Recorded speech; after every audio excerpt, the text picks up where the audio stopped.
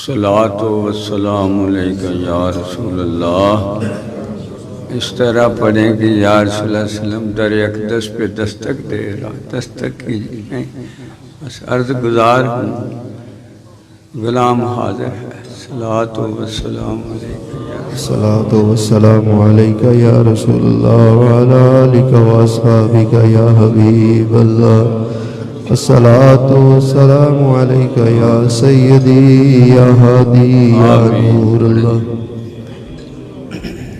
بڑے غور سے سننی آیات بینات کا ترجمہ دل اور نگاہ سے پورا۔ وَعَالَهُ 10واں پارہ سورہ توبہ کے 10ویں رکوع کی تلاوت آپ نے نماز فجر میں سماعت فرمائی۔ اس رکوع پاک کا ترجمہ و تفسیر سماعت فرمائیے۔ یا ایہا النبی، اے نبی کریم صلی اللہ علیہ وسلم، جہاد فرمائیے کافروں اور منافقوں کے ساتھ اور سختی کیجئے ان پر، اور ان کا ٹھکانہ جہنم ہے اور وہ بہت برا ٹھکانہ ہے۔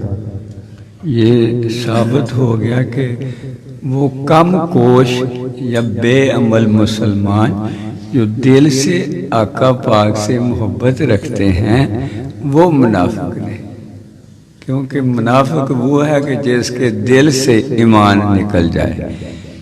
بے عملی بہت بری ہے، اس کو کسی طرح کوئی کہہ نہیں سکتا ہے، اور یہ بھول چوک کر کے نماز چھوڑنی، نافرمانی کرنا بہت بڑا، مگر اے اللہ پاک، آقا پاک کے ساتھ جو ایمان کا رشتہ محبت ہے وہ نہ کمزور پڑے۔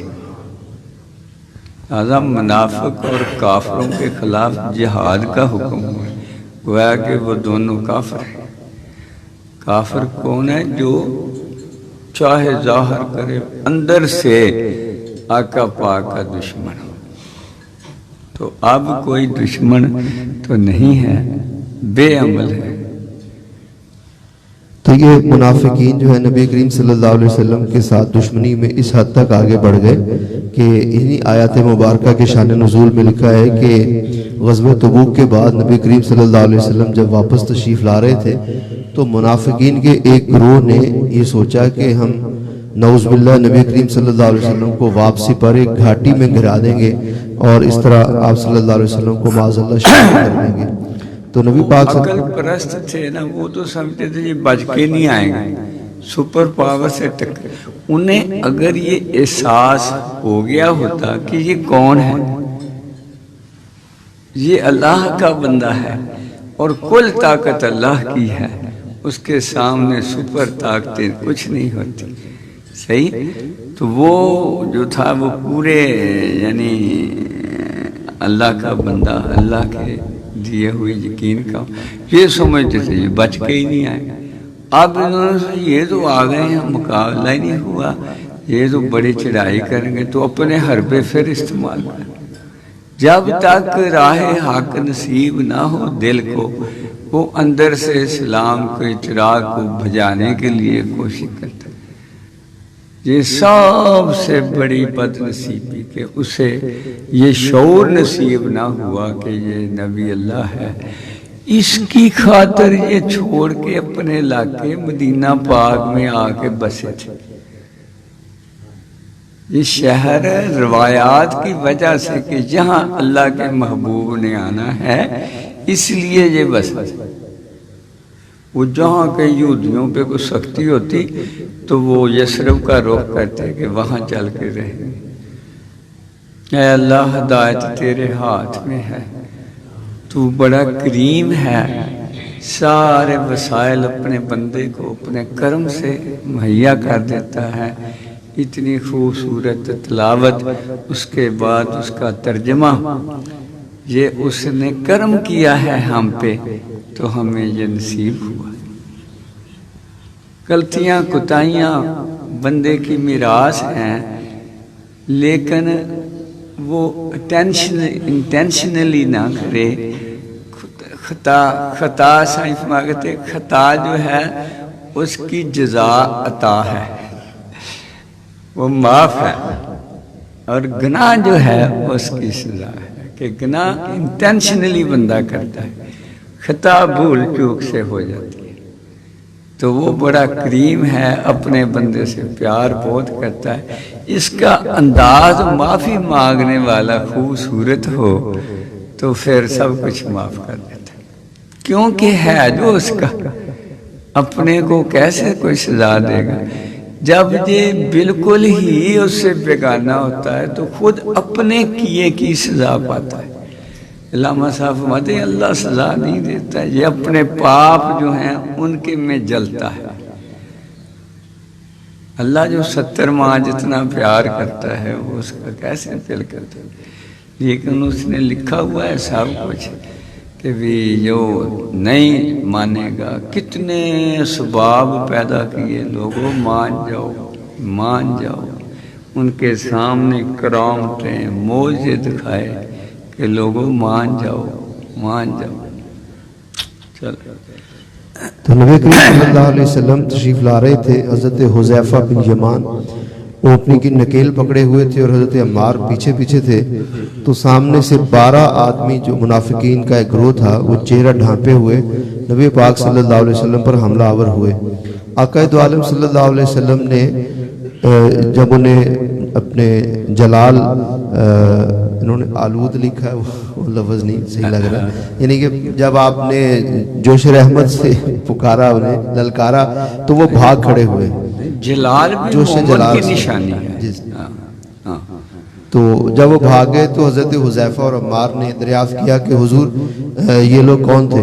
آپ نے فرمایا تم نے نہیں پہچانا، یہ ازلی بدبخت ہیں، یہ منافقین ہیں، ازلی بدبخت ہیں، قیامت تک یہ منافق رہیں گے۔ تو وہ انہوں نے عرض کی کہ حضور آپ ان کے قتل کا حکم کیوں نہیں ارشاد فرماتے؟ تو آپ صلی اللہ علیہ وسلم نے فرمایا کہ میں اس بات کو پسند نہیں کرتا کہ پھر اہل عرب یہ کہیں کہ جس قوم کو ساتھ لے کر جنگ لڑی تو بعد میں انہی کا قتل کرنا شروع کر دیا۔ اصل میں یہاں جو راز ہے نا وہ اللہ کے ساتھ کا ہے، دوسرا بندہ تدبیر کرتا ہے مگر اللہ کا بندہ جو ہے وہ اللہ پہ چھوڑتا ہے، کیونکہ نبی اللہ سے بڑھ کر کے کس کو ایمان ہوگا کہ میرا اللہ کل مالک ہے جی؟ وہ کچھ یہ دوسرا بندہ تدبیر کرے گا جسے یہ اعتماد نصیب نہیں ہوگا، جسے اللہ کا اعتماد نصیب ہوگا کہ میرا اللہ میرے ساتھ، اور یہ کب اعتماد نصیب ہوگا؟ جب میں اللہ کے ساتھ ہوں۔ میں جتنا کل وہ بڑا خوبصورت شعر لکھا تھا نا، اللہ کی تمہاری کائنات میں جتنا حصہ اللہ کا ہے، اللہ کی کائنات میں اتنا ہی حصہ تمہارا ہے۔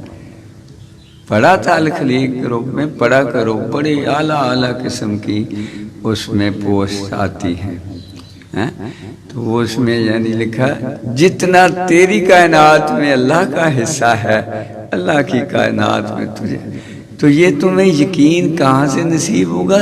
تیرے رسپانس سے، تو اپنے اللہ سے کتنی محبت کرتا ہے۔ ایمان سے کبھی محاسبہ کر کے دیکھنا کہ آج سارا دن میں نے کوئی گستاخی نہیں ہونے دی اور اللہ نے مجھے بچایا ہے، اسی لمحے جو مانگو گے مل جائے گی۔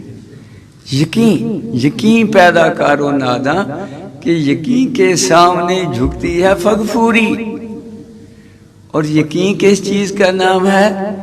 اللہ پہ قربان، جو جتنا قربان ہوگا اتنا ہی۔ تو نبی اللہ جو سارا ہی قربان ہے، وہ تدبیر نہیں کرتا کہ اس کا خالق ہو۔ اللہ پاک ہے یہ بھی تدبیریں کر رہے ہیں اور ہم بھی تدبیر کر رہے ہیں۔ اللہ کی تدبیر کے ساتھ 12 بندے ہیں، آپ 3 ہیں، مگر جلال کبریائی کا جب اظہار ہوتا ہے، وہ جو ایک جنگ میں آپ اکیلے درخت کے نیچے لیٹے ہوئے تو دور سے تیاری کر کے آیا کہ موقع تان، صحابہ سارے کام میں لگے ہوئے ہیں، کسی کو پتہ نہیں، تو وہ تلوار اٹھا کہنے لگا کون بچائے گا؟ پیغمبر پاک کے یقین نے کہا میرا اللہ، جیسے ہی کہا اس کا ہاتھ لرزنے لگ گیا۔ آئے ہائے اقبال کیا تو کہتا ہے، بازو تیرا توحید کی قوت سے قوی ہے، تو بڑا ہی شان والا ہے، بازو تیرا توحید کی قوت سے قوی ہے، کیونکہ تو مصطفی ہے، تو مصطفی ہے، تو مصطفی۔ تو وہ فوراً کانپنے لگا۔ پھر آپ نے اس کو پکڑ لیا اور کہا کون بچائے گا؟ کہ تو معاف ہے۔ کلمہ پڑھ کے گیا۔ وہ دور پہاڑ پہ کھڑے دیکھ رہے ہیں کہ کب تماشا ہوتا ہے، اور تماشا وہ ہوا جو اللہ والا جو ہے وہ تدبیر نہیں کرتا، ہاں حکم الہی سے جب کرتا ہے تو پھر ہتھیار اٹھا کے چل پڑتا ہے سب کو، تدبیر۔ اور اس کے دل میں سارے ارادے اللہ کے ارادوں کے تحت ہوتے ہیں، کوئی خود کوئی سازش نہیں کرتا۔ نبی اللہ جو کچھ کرتا ہے اللہ کے حکموں سے، اللہ کے ارادوں سے واقف ہونے کی بنا پر۔ چلو تو جب یہ منافقین کے ان کی سازشوں کا بھانڈا پھوٹ جاتا تو پھر نبی پاک صلی اللہ علیہ وسلم کے سامنے قسمیں کھانے لگتے اللہ کی، اور اپنی بے گناہی ثابت کرنے کی کوشش کرتے۔ اس کو اللہ پاک یوں ایڈریس فرماتے ہیں کہ قسمیں کھاتے ہیں اللہ کی کہ انہوں نے یہ نہیں کہا، حالانکہ یقیناً انہوں نے کہی تھی کفر کی بات، اور انہوں نے کفر اختیار کیا اسلام لانے کے بعد۔ یہ غزوہ تبوک پہ ہی جا رہے تھے، راستے میں آقا پاک کی اونٹنی گم ہو گئی، تو اب خیمے میں سارے ہو گئے کہ اونٹنی گم ہو گئی۔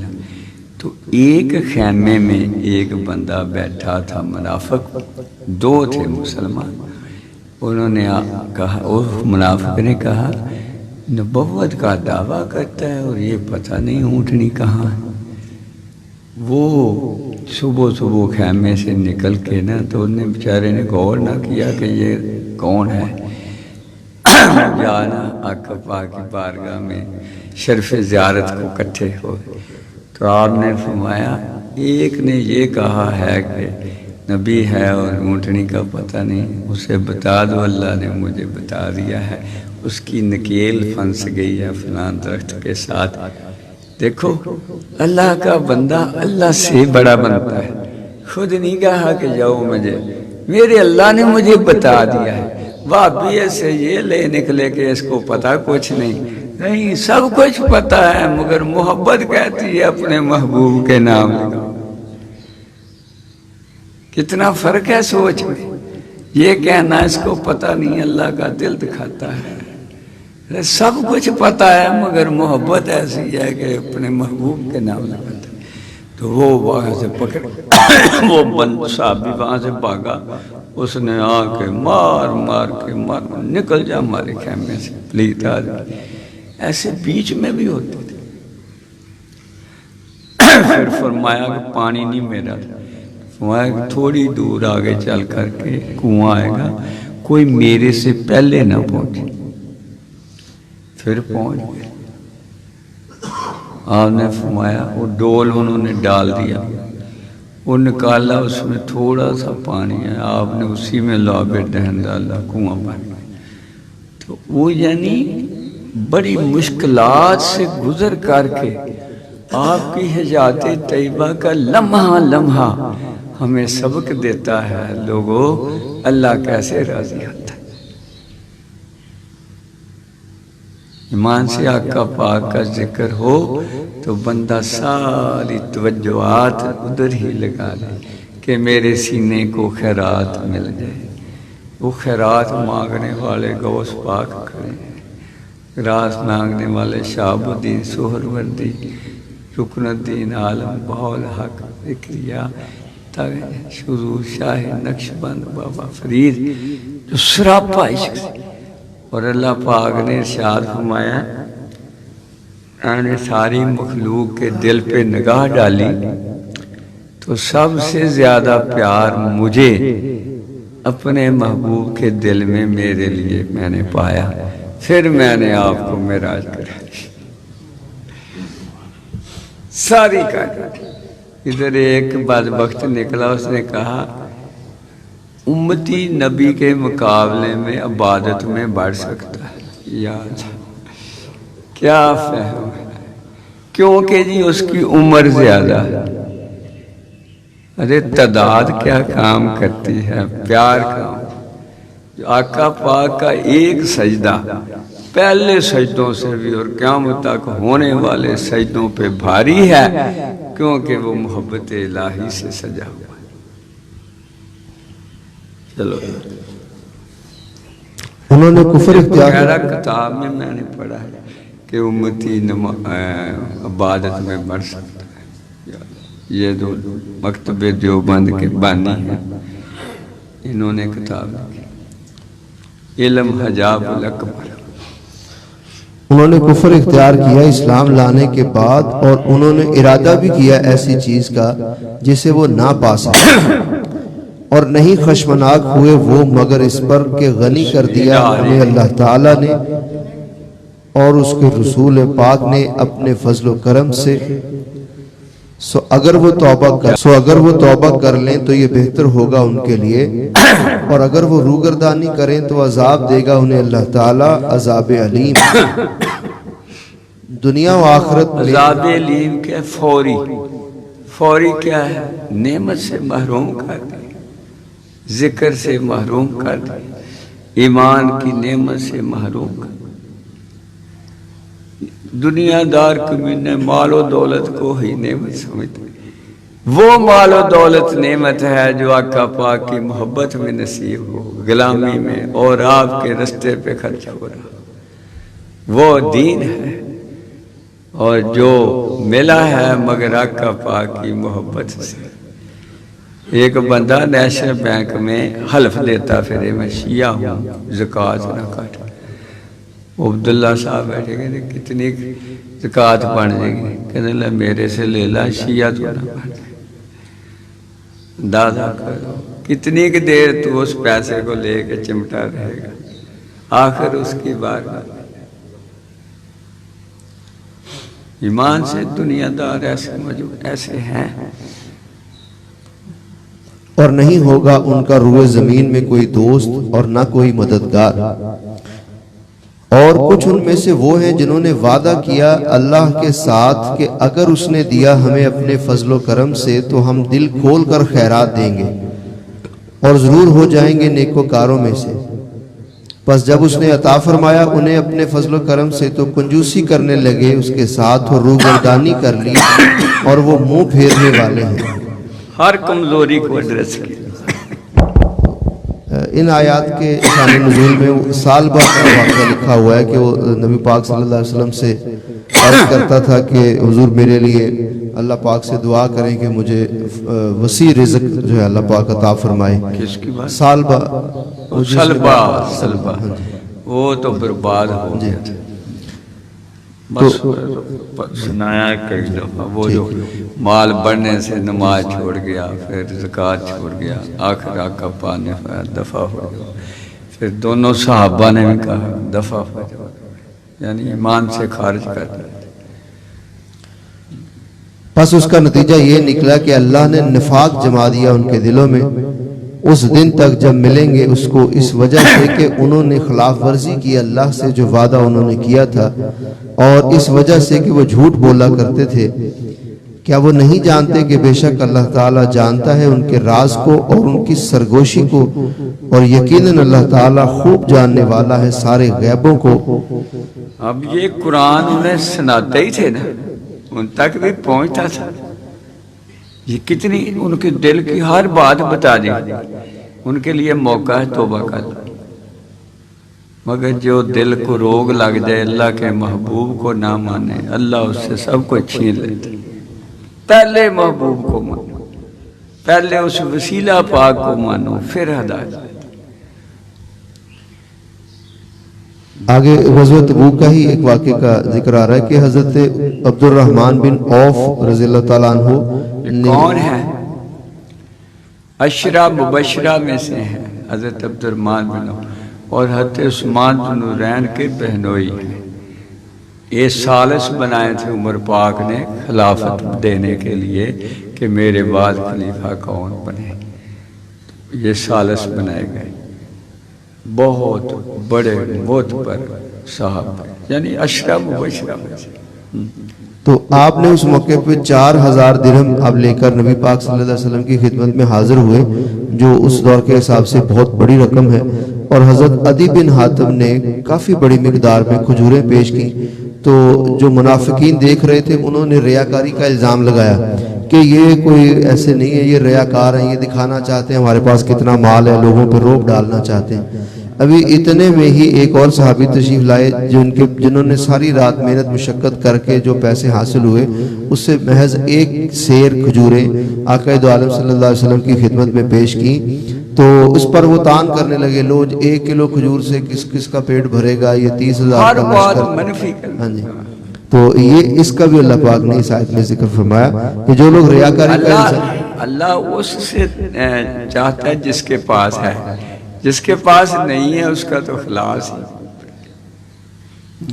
جو لوگ ریاکاری کا الزام لگاتے ہیں خوشی خوشی خیرات کرنے والے مومنوں پر، اور جو نادار نہیں پاتے بجز اپنی محنت و مشقت کی مزدوری کے، تو یہ ان کا بھی مذاق اڑاتے ہیں۔ اللہ تعالیٰ PIC میں عمران صاحب جب ہوتے تھے نا تو کسی نے بتایا ایک بندہ خالی چیک دے جاتا تھا کہ جتنا مرضی بھر لو میرا نام نہ لینا، وہاں غریبوں کے لیے 60 لاکھ کا بھر لیا۔ ایسے بھی اللہ کے بندے نام نہ بتانا۔ اللہ تعالیٰ سزا دے گا انہیں اس مذاق کی، اور ان کے لیے دردناک عذاب ہے۔ آپ بخشش طلب کریں ان کے لیے یا نہ کریں، اگر آپ بخشش طلب کریں ان کے لیے 70 بار جب بھی نہ بخشے گا اللہ تعالیٰ انہیں۔ اس کی بھی حضور کئی دفعہ تشریف فرما چکے ہیں پہلے تفسیر عبداللہ بن ابی کے بارے میں، منافقین کے بارے میں۔ تو لوگ کہتے ہیں کہ نہیں، وہ اپنے محبوب کی شان بتائیں کہ میرے محبوب کی شان میں گستاخی کرنے والے کے لیے محبوب ہی کیوں نہ معافی مانگے میں نہیں دوں، مگر جب اس نے معافی مانگی تو دے دی۔ یہ پیار کی باتیں ہیں، یہ عقل مند اس سے پرہیز کرے، تبصرہ نہ کرے۔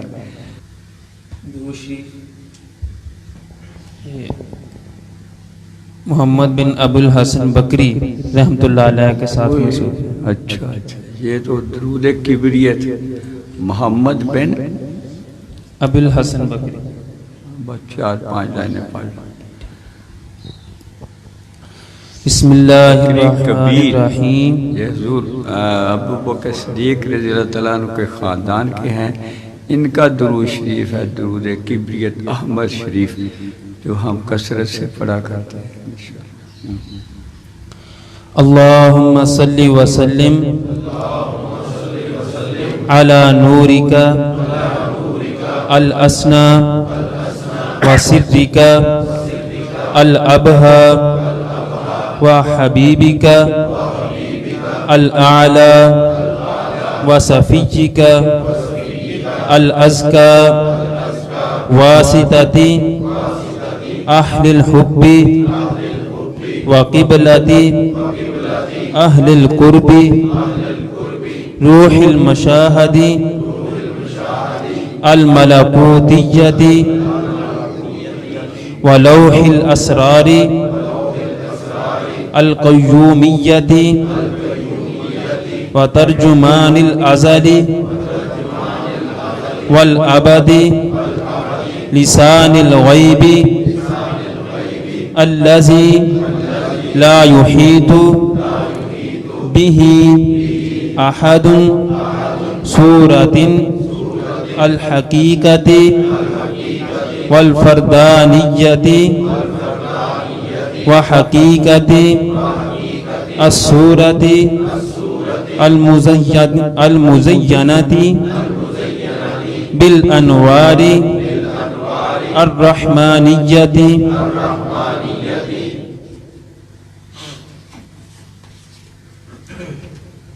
بس ایک پیج پڑھ لیا، ایک پیج پڑھ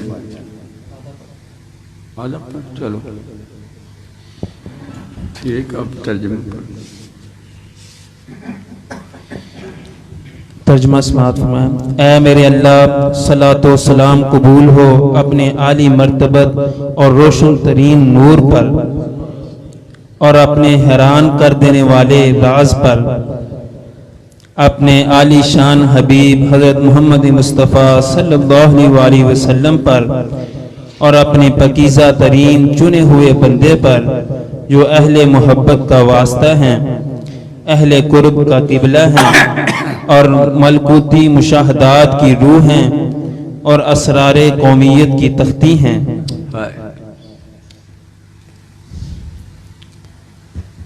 ازل و ابد کے ترجمان، غیب کی زبان جس کا احاطہ کوئی نہیں کر سکتا، حقیقت فردانیت، توحید کی صورت اور اس صورت کی حقیقت پر جو انوار رحمانی سے مزین ہے، اللہ کے ایسے انسان جو اللہ کی طرف سے خاص کر لیے گئے ہیں۔ آمین۔ دعا اللہم صلی اللہ سیدنا یا شافی الامراض فی الامراض یا شافی الامراض یا شافی الامراض یا شافی الامراض یا شافی الامراض۔ اے اللہ اس وبا سے نجات عطا فرما۔ یا اللہ پاک اپنے حبیب کا صدقہ مسلمانوں کو اس نجات عطا۔ اے اللہ پاک ہمیں گم کردہ راہیں نصیب کر دے۔ یا اللہ ہمیں ہدایت کا زیور عطا کر دے۔ اے اللہ پاک جو ناراضگی کی وجہ بنی ہے یا اللہ اس کو دور فرما دے۔ ہمیں اپنے محبوب کی غلامی نصیب کر دے۔ یا اللہ ساری امت کو محبوب پاک صلی اللہ کی غلامی کا زیور نصیب۔ اے اللہ بھولوں ہوں کو راستہ عطا کر۔ اے اللہ ہدایت عطا فرما۔ یا اللہ پاک جو بیمار ہیں شفا عطا فرما۔